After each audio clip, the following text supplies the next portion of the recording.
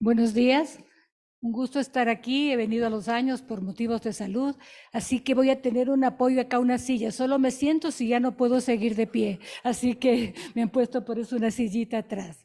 Pero estoy muy feliz de estar aquí. Qué pena que no pude estar anoche, pero lo importante de tener la última conferencia es que he ido retirando todas las diapositivas que han estado muy repetidas, así que creo que ya no voy a repetir mucho. De adelante, y este de atrás. Ok. Entonces, el tema de adolescentes es un tema apasionante, pero no camina. Es que de acá. No,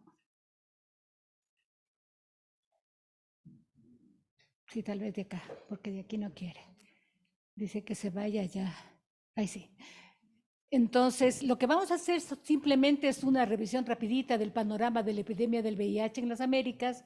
A fines del 2020 sabemos que, de acuerdo a OMS, en la región de las Américas había 3.7 millones de personas que viven con el VIH.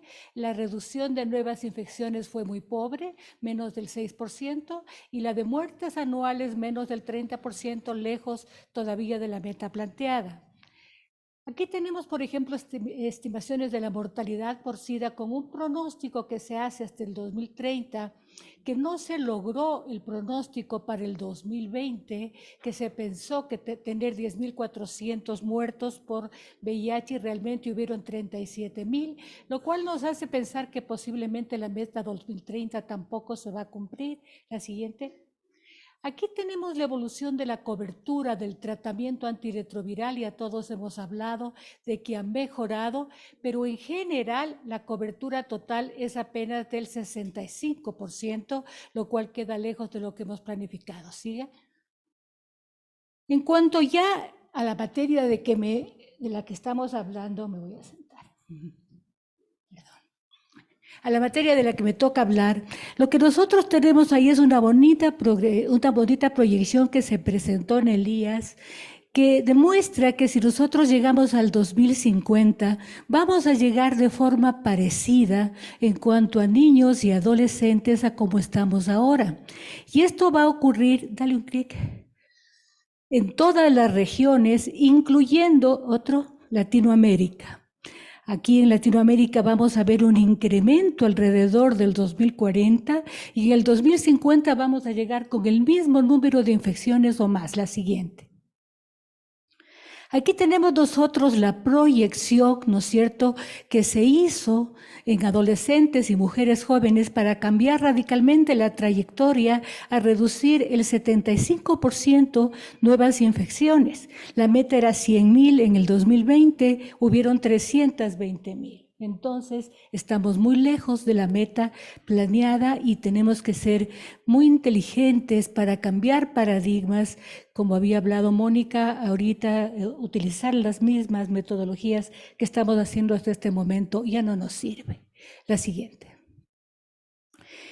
¿Qué es lo triste? Que cuando UNICEF se puso a revisar el porcentaje de adolescentes de 10 a 19 años que viven con VIH y reciben terapia antirretroviral, cuando hablamos del grupo de adolescentes de 15 a 19, apenas el 37% de los adolescentes llegaron a recibir terapia antirretroviral. Es el peor grupo en todo el mundo en cuanto a recibir terapia antirretroviral, los adolescentes. La siguiente. Si nosotros vemos la distribución de las nuevas infecciones, ya hemos hablado de esto, América Latina y el Caribe tienen grandes diferencias. En América Latina, los hombres gay y los hombres que tienen sexo con hombres, incluyendo adolescentes, es la población más importante. En el Caribe, más bien heterosexuales y las parejas de las poblaciones clave. La siguiente. ¿Cuál es la situación actual de los adolescentes? A nivel mundial, los adolescentes de 10 a 19 años representan alrededor del 5% de todas las personas que viven con el VIH. El 11% de las nuevas infecciones por VIH son por adolescentes y el 5% de todas las muertes relacionadas con el SIDA ocurren en adolescentes.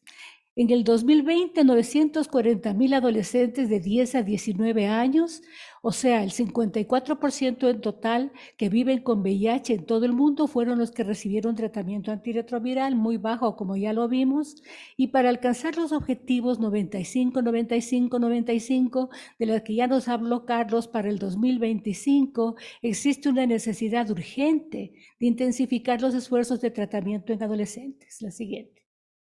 Aquí tenemos la cantidad ya global de las estimaciones de adolescentes de 10 a 19 años. 1.750.000 adolescentes son los que viven con VIH, 150,000 nuevos infectados por año y 32 muertes, todo inaceptable. La siguiente. La distribución de las nuevas infecciones en adolescentes por género y región nos habla de que en la mayoría de los casos en Asia y en África son las adolescentes mujeres las que más infectan. Esto no ocurre, como ustedes ven ahí, en Latinoamérica. En Latinoamérica estamos casi a la par y ha ido creciendo las infecciones entre los adolescentes hombres, que es lo que estamos viendo nosotros también, todos en el taller latinoamericano. La siguiente. Y aquí la cobertura de tratamiento antirretroviral por región, ya lo habíamos hablado, muy bajo en adolescentes. Latinoamérica no se queda atrás, apenas damos cobertura al 51% de nuestros adolescentes. La siguiente. Es necesario, indispensable, incrementar esto en ambos sexos, o sea, incrementar el número de adolescentes que reciben terapia antirretroviral para conseguir una mejor calidad de vida y una menor mortalidad. La siguiente. Pero ¿por qué ocurre todo esto? Y entonces ya nos vamos haciendo otro tipo de preguntas. Por ejemplo, ¿cuáles son los conocimientos sobre prevención que existen en los adolescentes en los países en general?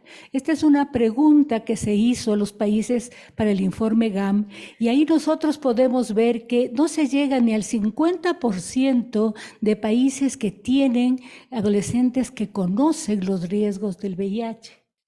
Y la meta que ustedes ven acá está extremadamente lejos, ¿no es cierto? La siguiente. Entonces, ¿por qué un adolescente, qué le motiva a un adolescente, sea hombre o sea mujer, a hacerse una prueba de VIH? Esto se estudió en Uganda y lo que se ve generalmente que ocurre es que más testean las mujeres casadas que conocen su historia sexual, que tienen varias parejas sexuales, pero básicamente los que perciben que el entorno donde se van a hacer la prueba es un entorno amigable. Porque ¿cuáles son los mayores miedos en este estudio? ¿No es cierto? Que la prueba positiva, que la prueba sea positiva y no sea confidencial, ¿no es cierto? Eso es lo que más temen las personas. Entonces es importante conocer los determinantes para que se hagan la prueba, para impulsarlos. La siguiente. Aunque es un grupo diverso, muchos adolescentes y jóvenes comparten características únicas que los distinguen de los adultos con VIH.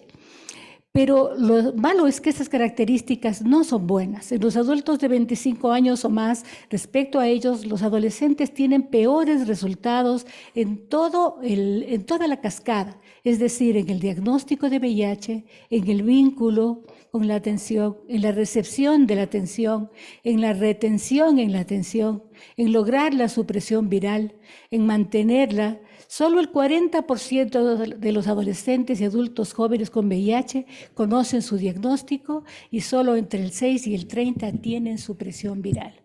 Entonces, si nosotros preguntamos, como es la pregunta inicial, esto, ¿hemos olvidado a los adolescentes? Sí, porque si tenemos solamente el 30% suprimidos, están olvidados y esto no lo ve nadie. La siguiente.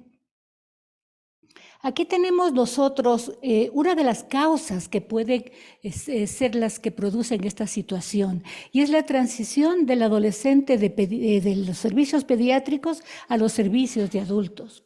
Cuando se produce esa transición, nosotros vemos en este estudio que fue realizado en 108 adolescentes que fueron transferidos de pediatría a servicio de adultos en el Brasil. Lo que nosotros vimos que en el primer año solo el 18% estuvieron suprimidos, que se necesitó 5 años para que el 50% estén suprimidos. y solamente en 5 años, solamente la mitad se suprimieron, porque esa transición no es adecuada. O sea, cambiar del ámbito pediátrico al ámbito de adultos no es lo mismo, no es fácil, tiene que ser hecha de una manera estratégica que no se está haciendo, como se ve en este estudio. La siguiente. Otra cosa importante es cuál es la respuesta de los países, ¿no es cierto? Todo lo que les voy a dar en estas 5 diapositivas es respuesta a país. ¿Y qué significa esto? Que las estrategias para prevención en mujeres jóvenes y en hombres jóvenes no existen en más del 50% de los países a los que se les preguntó. Contestaron de los países solamente 27% que tienen alguna estrategia para adolescentes, el resto no la tienen. La siguiente. Cuando nosotros estamos hablando de comunidades de alto riesgo, que es mucho más grave, uno pensaría, no tienen una estrategia para prevención en la población general. Y en las comunidades de alto riesgo, peor aún. Solamente contestaron los países que sí tienen políticas de prevención en población de alto riesgo en el 12%. Y estas son respuestas de los países hechas al estudio GAM de ONUCIDA. La siguiente. Aquí tenemos el número de países que tienen leyes que requieren, que parece ser una de las barreras más importantes para el tratamiento y para la prevención, que tienen leyes para que el padre tenga que autorizar casi todos los servicios para el adolescente. Y aquí nosotros vemos que no tienen leyes únicamente el 17% de países, en algunos no contestaron, pero más del 50% tienen leyes que restringen que el adolescente pueda pedir ningún tipo de servicio relacionado con VIH. La siguiente. Entonces, el consentimiento de los padres para esto y para la anticoncepción, porque una de las cosas que han funcionado en el África es ligar los servicios, o sea, darles anticonceptivos y también, por ejemplo, PrEP. Eso funciona, pero se requiere permiso del padre para pedir un anticonceptivo en más del 60% de países en el mundo. La siguiente. Y eso pues no ha cambiado y eso es uno de los objetivos del 95, 95, 95, que esto cambie realmente. Pero no solamente para anticonceptivos, si el adolescente quiere tener tratamiento antirretroviral, se requiere del permiso del padre en más del 65% de países. Entonces, eso es bastante grave, ¿no es cierto? La siguiente. Otro problema que ya lo hemos tratado, lo trató María Marta, yo voy muy rápido solamente diciendo que la presentación tardía, pues en los países en general, no ha disminuido lo suficiente, sigue siendo un problema y aquí vemos que el 25% de los países a nivel mundial todavía se presentan los pacientes con menos de 200 CD4. La siguiente. Pero si queremos pensar en respuestas positivas, como por ejemplo autoprueba, autoprueba, si bien existe la intención política y eso ha mejorado mucho en Latinoamérica, como ustedes ven ahí en la segunda columna celeste, política en desarrollo, y es la anterior, por favor. Políticas en desarrollo existen, desarrolladas que permitan que se compre ya autoprueba, solamente 5 países la tienen en Latinoamérica. La siguiente. Cuando nosotros hablamos de PrEP, apenas 34.500 personas de América Latina y el Caribe recibían PrEP al 2020. 30.000 en América Latina y solamente 4.300 personas en el Caribe. 17 países informaban tener usuarios de PrEP. Esto pues también es insuficiente, también se está trabajando, existe intención política, pero todavía de la intención política a la práctica, que realmente no es fácil, todavía falta mucho. La siguiente. Cuando hablamos del impacto del condón, ahí tenemos nosotros 3 curvas diferentes, unas aspiracionales, ¿no es cierto?, como por ejemplo la que está en rojo, y la realidad respecto al número de infecciones que se evitarían si se utilizaría el condón en forma sistemática, que es el trabajo que se está tratando de hacer. Al ver estas curvas, pues sabemos que nuestros adolescentes necesitan no solamente educación, sino que se les provea del condón, porque lo difícil para ellos es conseguirlo. La siguiente. Y también, obviamente, o sea, si no se consigue condón, tampoco se consigue para las mujeres la anticoncepción que solicitan, que piden o que requieren. Menos del 50% de las mujeres en el mundo consiguen la anticoncepción que requieren de acuerdo a este estudio. La siguiente. Ya habíamos hablado del requerimiento de leyes para atención de VIH o de cualquiera de sus componentes para los chicos menores de 18 años. Aquí está mejor detallado, pero lo importante aquí es que existen mayores dificultades mientras, por ejemplo, para tener autotest es casi imposible porque necesita comprarlo si es que lo compra un adulto. La siguiente. Eso pues unido al tema de adolescentes y adherencia. Estos son los estudios latinoamericanos que existen, que son un poco antiguos respecto a adherencia al tratamiento antirretroviral, donde vemos que la adherencia es bastante pobre, inclusive una adherencia menor al 30% en Brasil, por ejemplo. La siguiente.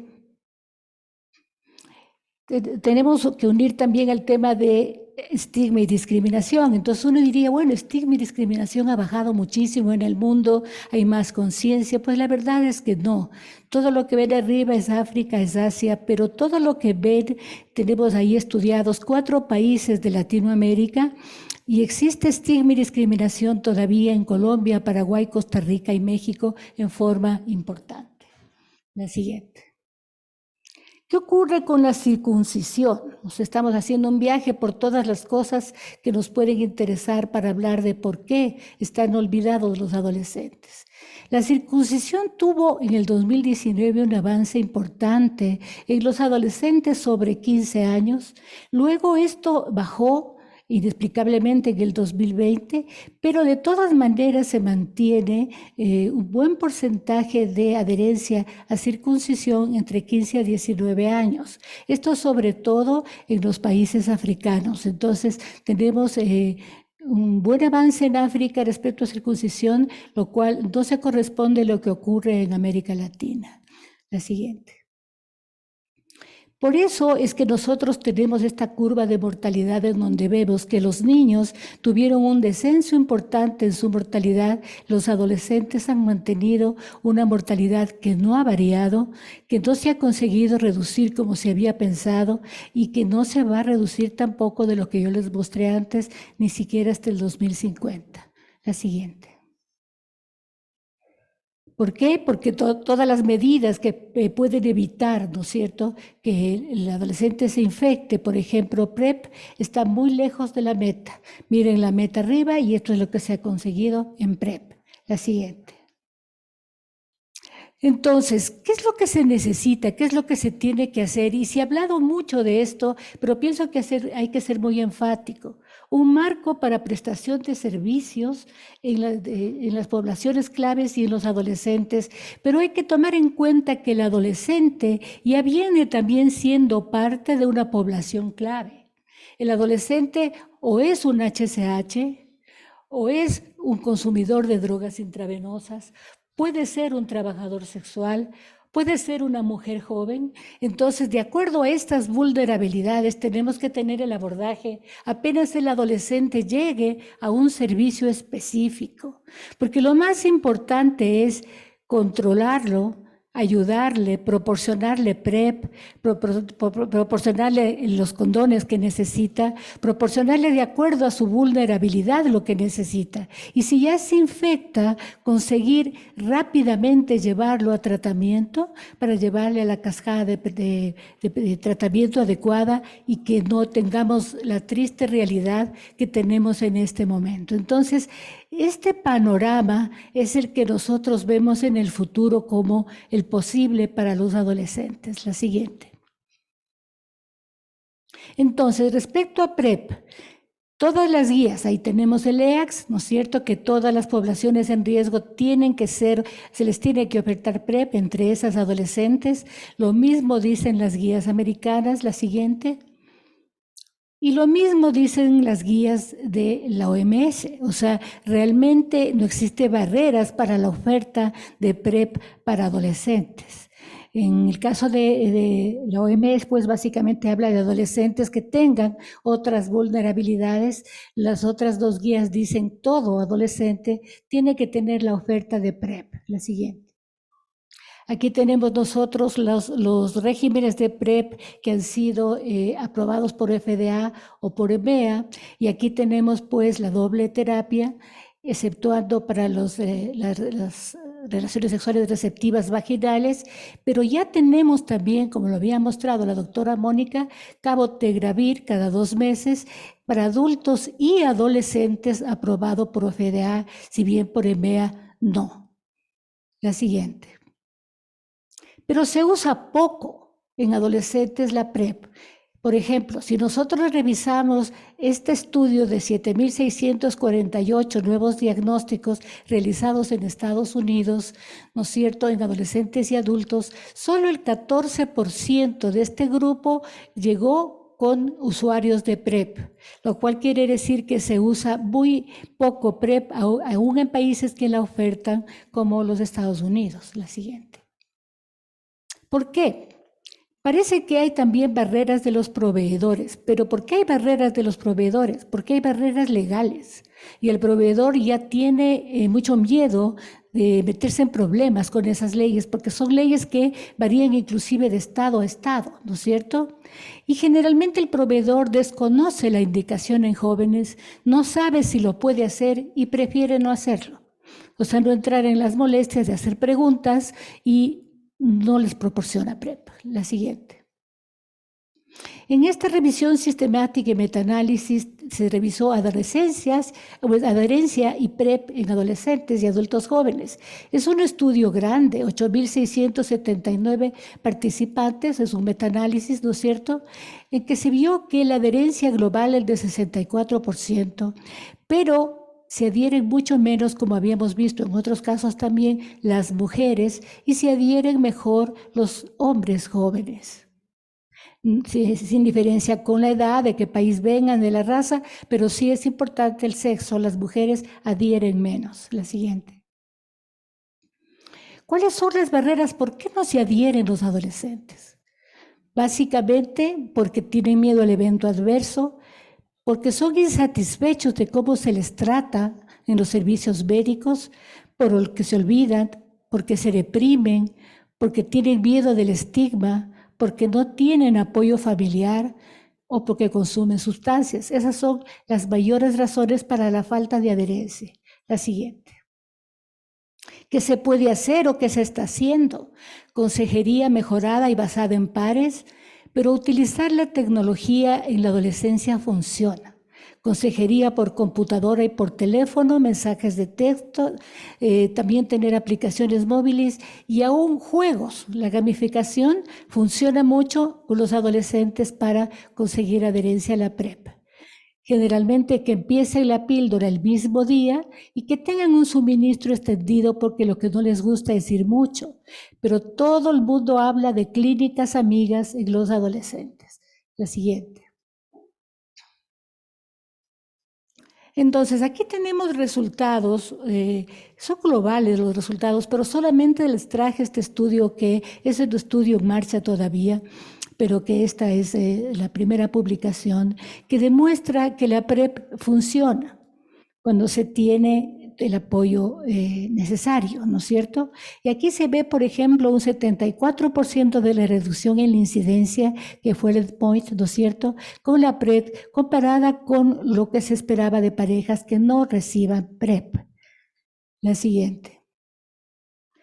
Y también que cuando existen apoyos, como por ejemplo de DREAMS, que es un grupo, y de PEPFAR, los países que están apoyados por DREAMS o PEPFAR consiguieron incrementar considerablemente los usuarios y usuarias de PrEP en algunos países del África. Pero generalmente, de lo que podemos ver, son las mujeres de 20 a 24 la mayor cantidad de usuarias, antes que las chicas o niñas de 15 a 19. O sea, este grupo todavía es un grupo que hay que trabajar, aun cuando se tenga el apoyo de ciertas ONGs. La siguiente. Lo que sí funciona es unir los servicios. En este estudio se ve claramente, ¿no es cierto?, que cuando concurren los adolescentes o mujeres jóvenes a recibir PrEP y también anticoncepción, van mucho mejor que las que reciben solamente PrEP. La estrategia de mezclar servicios funciona siempre. La siguiente. Cuando hablamos de tratamiento, nosotros sabemos que los adolescentes vienen, sea de ser adolescentes naif, o sea, que se infectaron durante su adolescencia por actividad sexual, o los adolescentes que son producto de la transmisión vertical, que ya vienen multitratados y que tienen algunos tratamientos antirretrovirales, y la situación de los dos es muy diferente. Pero ambos necesitan infraestructura amigable, ¿no es cierto?, y una transición adecuada, como yo les mostré antes en la diapositiva respecto a la transición de pediatría al adulto. La siguiente. Se ha estudiado muy poco, los estudios específicos en adolescentes, es uno de estos, el de dolutegravir en niños y adolescentes que viven con VIH, ¿no es cierto? Antes se había hecho el estudio IMPACT y el Odyssey, pero que eran más pequeños. Este estudio, que es de mundo real, describe los resultados después de la implementación de un régimen basado en dolutegravir en África subsahariana. La siguiente. Es una revisión retrospectiva, ¿no es cierto?, de los datos de 7 sitios considerados centros de excelencia en 6 países. Se evaluó desde 2017 hasta diciembre de 2020 la utilización de 0 a 19 años, de personas de 0 a 19 años, a quienes se les recetó un régimen basado en dolutegravir como terapia de primera línea. La supresión virológica se definió como menos de 1000 copias. La siguiente. Ahí tenemos las características de los pacientes, les puse en rojo para recalcar que un porcentaje muy importante de este grupo fueron adolescentes que entre 10 y 19 años, lo cual quiere decir que es un grupo más que pediátrico, es un grupo de adolescentes el de este estudio. La siguiente. Aquí están los resultados. Antes del dolutegravir, la supresión virológica global era del 92.7%, después del dolutegravir 93.4%, a los previamente 2 suprimidos se volvieron suprimidos en un 80% y de los previamente suprimidos que permanecieron suprimidos en un 95%. Esto significa que dolutegravir funcionó adecuadamente en este grupo de adolescentes estudiados de 7 países. La siguiente. Claro, este otro estudio que fue presentado en el IAS 2020, lo que demostró es que de todas maneras hubo un incremento significativo del índice de masa corporal que ya conocemos con dolutegravir, sobre todo el primer año, que fue disminuyendo luego con el tiempo. La siguiente. Y aquí tenemos el estudio Odyssey A+B, que básicamente es lo mismo, ¿no es cierto?, que todos los pacientes fueron menores de 18 años, pero que en este caso lo que midió fue fracaso y se vio que fue superior a la terapia convencional en cuanto, la siguiente, en cuanto a menos fracaso terapéutico en los pacientes que recibían dolutegravir. La siguiente. Para terminar, solamente les voy a hablar de que si bien existen únicamente 2 estudios hasta este momento, el 083 y el 084, que incluyen resultados para nuevas opciones de PrEP, la siguiente, se probó pues claramente que el cabotegravir tiene mejor eficacia para la prevención comparado con tenofovir FTC en cuanto a PrEP. Es una buena alternativa para adolescentes, necesitan más estudios, pero yo pienso que los adolescentes tienen que ser ahora una prioridad en estudios clínicos, en políticas en los países, porque lo que les he mostrado el día de hoy es que esto está muy lejos de lo que se debe hacer. La siguiente. Los adolescentes del VIH son un reto impostergable. Muchas gracias.